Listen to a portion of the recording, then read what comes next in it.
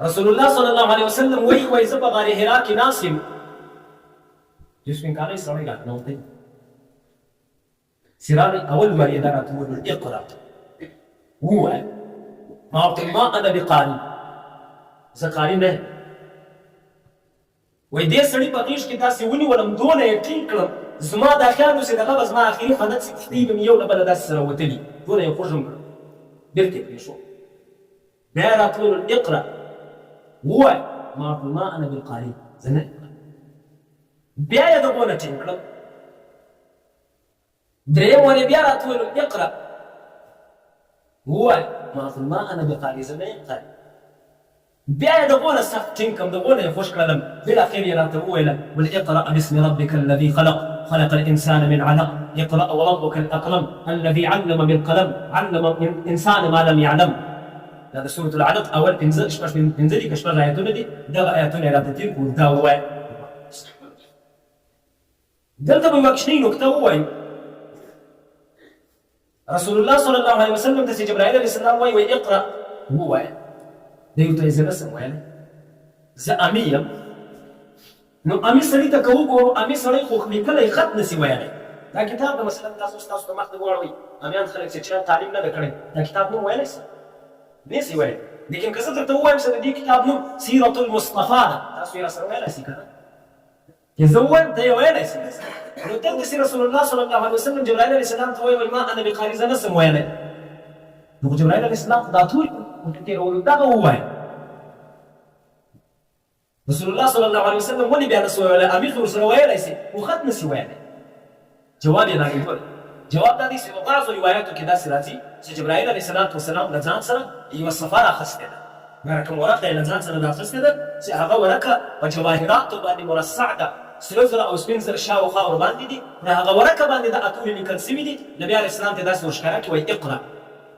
نبي علیه السلام ورته وایي ما انا بقاري، زه نه یم قاري.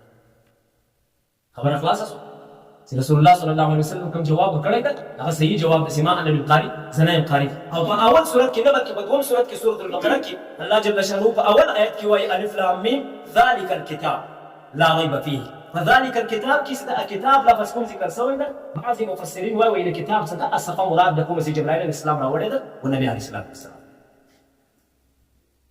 نو جبرائیل علیه السلام رسول الله صلی الله علیه وسلم ته دا خبره وکړه ده. نبي علیه السلام چې دغه جبرائیل علیه السلام څخه خلاص شو، له غار حرا څخه راووتی، ډېره سخته تبه یې شوله، ټول بدن یې داسې ریږدي. راغی کور ته، حضرت خدیجې رضي الله عنها ته وایي زملوني زملوني، پر ما باندې یو شی واچوه، یو څادر یا یو توس یا یو تلتک یو شی را باندې واچوه. هغه ورباندې واچول. رسول الله صلی الله علیه وسلم یو ګړی بعد ارام شو. چې ارام شو له خوب بېرته چې راپورته شو، حضرت خدیجې رضي الله عنها ته دا ټوله کیسه وویله. خدیجه رضي الله عنها ورته وایي و نبي علیه السلام ته وایي تا ته زه زیری درکوم، دا ستا په حق کې بهتره شی ده چې تا ته راغلی ده او دا سړی درته راغلی ده. حضرت خدیجه یې هم نه پېژني چې دا څه کیسه ده، خو دغه قصه چې کومه ستا مخته راغلې ده دا ستا په حق کې ښه خبره ده، ځکه چې تا ته هېڅ تاوان نه رسېږي. ولې دا ده چې تا چاته په ټول وخت تاوان نه ده رسولی، تا هر وخت صله رحمي کړې ده، تا د خلکو امانتونه ساتلي دي، تا چاته په ټول وخت درواغ نه دي ویلي. حتی چې د خلکو چې پر تا باندې قرضې باندې دي، هغه پر خلکو پر نورو خلکو قرضې باندې دي، ته ورغلی هغه خلک دې ځینې خلاص کړي دي، قرضه دې پر خپله غاړه اخیستې. لهذا دا به هېڅ تکلیف نه رسېږي، دا خوشحالۍ خبرې دي. حضرت خدیجه رضي الله عنها پورې روایت ولې یو روایت دا ده چې حضرت خدیجه رضي الله عنها ولاړه شوه، ولاړه خپل اکا ته ورقه بن نوفل. هغه ډېر سپین ږیری شوی د آخري حالت یې ده، نصراني ده، د عیسی علیه السلام د دین سړی. هغې ته چې کله حضرت خدیجه رضي الله عنها راغله دا قصه یې ورته وکړه ده. ورقه بن نوفل په جواب کې ورته وایي، تاسو ته به زه ویل د ورقه بن نوفل جواب درکړم. ویل ان كنت صدقتني انه ليأتيه ناموس عیسی. وای ای خدیجه که چیرې ته ما ته رښتیا وایې نو بیا دا له شکه خلاصه خبره ده چې نبي علیه محمد ته به هغه ناموس د عیسی راځي چې عیسی ته کوم سړي وحی راوړله هغه به محمد ته رواني، یعنې جبرائیل علیه السلام ورته راغلی د بل څوک نه ده. وجه څه وجه ده؟ وجه دا ده چې په دا کیسه کې رسول الله صلی الله علیه وسلم چې کله د ټینګ کړي ډېر سخت بوج ورباندې راغی. الله په قرآن کې فرمایي وانا سنلقي علیک قولا ثقيلا فقط كده حافظان سيبان ان شاء الله یو ناس هغه مقدر راګرځي ان سنلقي عليك قولا ثقيلا موږ به پر تا باندې یو داسې قول یو داسې خبره واچو چې هغه به ډېره درنه او دا وحی یقینا د هوله درنه ده. حضرت عائشه رضی الله عنها وایي ډېر ځلې داسې راغلي دي چې پر نبي علیه الصلاة والسلام باندې وحی راغله موږ به دلته کتل او دا تندي به یې دلته دی لرې خوله رایلاس وله زمه یې په زنې کې به دلته خوله ورباندې رایلاس وله ځکه چې ډېر زور یې غوښتی. د ده یو بل صحابي د مخکې مې هم ذکر وکړی حضرت زید رضی الله عنه هغه وایي یو وخت کې موږ په مجلس کې سره ناست وو د رسول الله صلی الله علیه وسلم دا ورون مبارک زما په ورانه باندې داسې پروت ده چارزانه راته سره ناسته ورون یې زما په ورانه باندې پروت ده. په دغه حالت کې وحی ورباندې راغله دا زما ورون دومره دروند سلو زما دا فکر وسي که رسول الله صلی الله علیه وسلم پښه لرې کړي زما ورون به دی ریچې ریچې سو دونه دروند سلو وحی دونه سخته ده او دونه مشکله ده او دا د بشریت تقاضا ده.